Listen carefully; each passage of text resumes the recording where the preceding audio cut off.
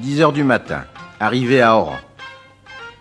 Accompagnant Ben Bella, M. Mohamedi Saïd, vice-président du Conseil, aujourd'hui encore vice-président du Conseil. Il y avait aussi quelques ministres, aujourd'hui encore ministres. Pourtant, messieurs Boumedienne, Bouteflika, Boumaza, Chérif Belkacem n'étaient pas là. Ici, il était chez lui, non loin de Marnia, son village natal. Malgré une session du comité central orageuse l'avant-veille, il était très détendu.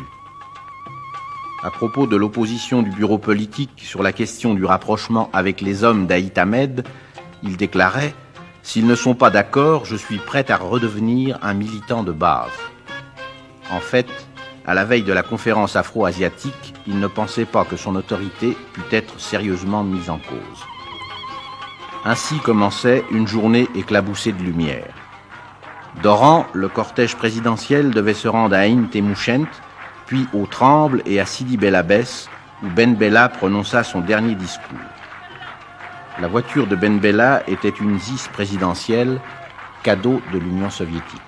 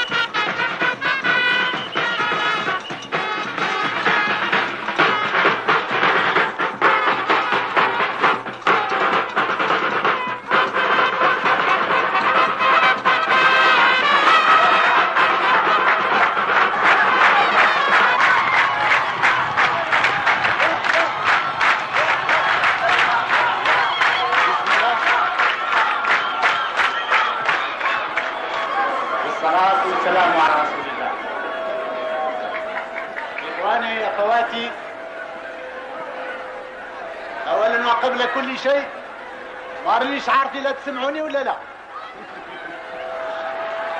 Certains commentaires de presse qui nous a habitués d'ailleurs à ce genre de procédé sur ce qu'ils appellent ou ce qu'appelle cette presse d'éventuels conflits qui existeraient au sein de la direction révolutionnaire en Algérie.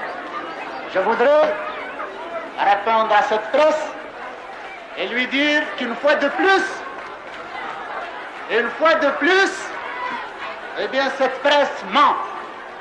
Cette presse ment car en Algérie, il y a un régime et il y a une direction plus unie que jamais, qui est plus décidée aussi que jamais à faire face aux complots d'où qu'ils viennent et surtout les complots extérieurs. Voilà ce qu'il y a dans notre pays. Notre révolution, nous avons voulu dès le début lui donner un style. Ce style marqué du sceau de l'humanité. Nous voulons certes faire une révolution. Nous avons payé très cher le droit de faire cette révolution. Et nous avons voulu aussi la faire avec la plus grande économie possible du sang, je dirais, de nos frères, même de ceux qui se sont trompés, même de ceux qui peut-être inconsciemment ont agi contre cette révolution. Ici, dans ce pays, il n'y aura jamais d'autre parti que le Front de Libération Nationale.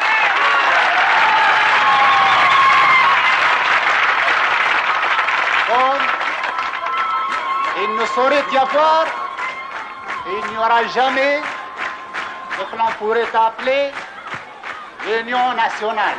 Nous sommes dans ce pays organisés, unis. Les révolutionnaires de ce pays sont unis. Dans ce parti, nous n'avons pas d'autre union à rechercher que celle des révolutionnaires. L'avant-garde des révolutionnaires, dans un parti d'avant-garde, un parti dur, formé de militants purs, faisant face à toutes les manœuvres. Maintenant que les choses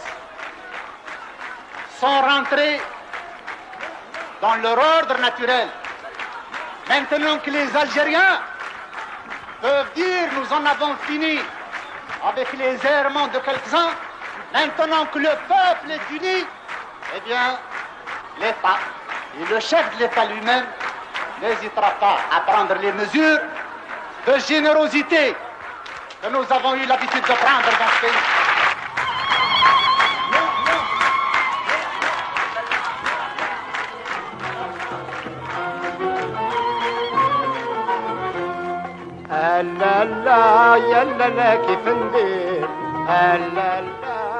Deux jours après le coup d'État, Fidel Castro devait dire à propos de son ami Ben Bella, s'il avait été plus rusé et moins gentil, il serait encore au pouvoir.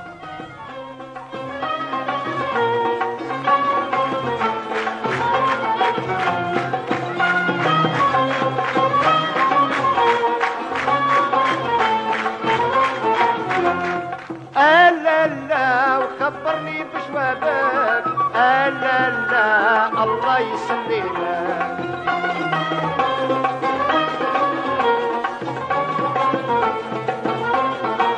ايوا لا وخبرني بشبابك لا الله يسلمك لا فرحني بوصالك لا وما تخلينيش نحير لا. Rentré à Alger au matin de sa dernière journée présidentielle, de l'aérodrome de Maison-Blanche, le cortège gagna rapidement le palais du peuple où Ben Bella et ses ministres prirent un court repos en buvant du thé à la menthe.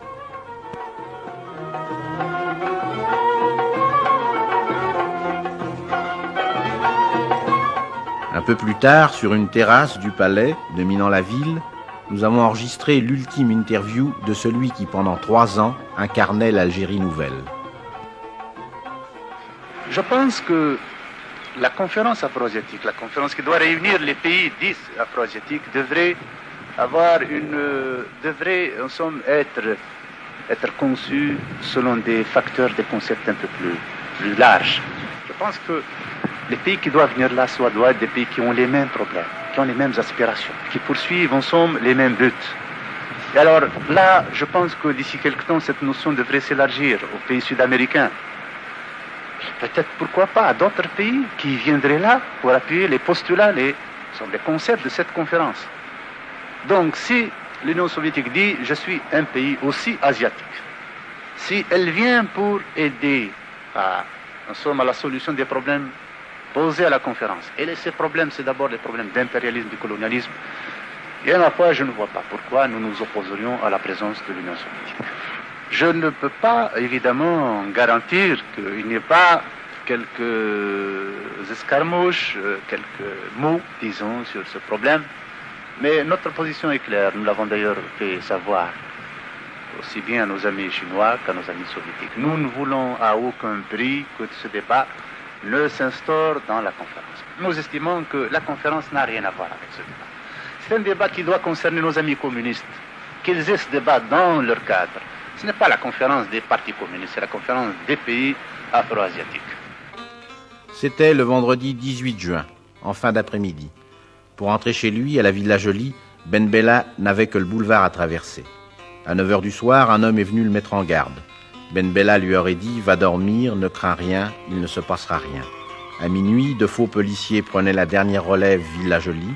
À 2 heures du matin, les chars étaient en place. À 4 heures, les hommes du Conseil de la Révolution réveillaient les ministres par téléphone et leur annonçaient qu'une page d'histoire venait d'être tournée.